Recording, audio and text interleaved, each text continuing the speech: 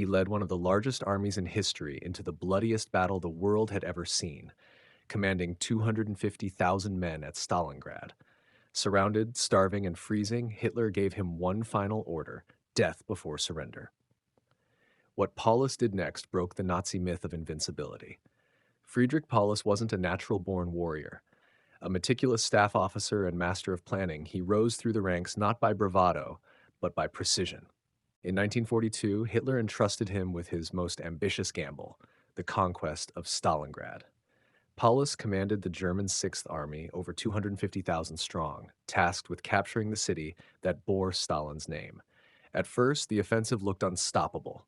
Street by street, the Germans pushed forward, but the Soviets refused to yield, fighting for every building, every floor, every room.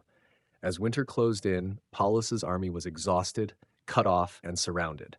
Hitler ordered them to stand fast. No retreat, no surrender. Supplies ran out.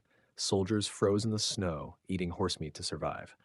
On January 30th, 1943, ironically the 10th anniversary of Hitler's rise to power, Paulus was promoted to field marshal. The message was clear. No German field marshal had ever been taken alive. Hitler expected him to fight to the death or take his own life.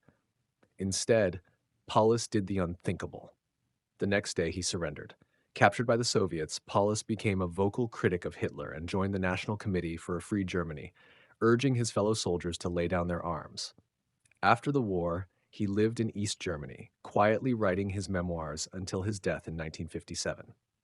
To some, Friedrich Paulus was a traitor who defied his oath. To others, he was a man who chose life over senseless slaughter. His decision at Stalingrad marked a turning point in the war and the beginning of the end for Nazi Germany.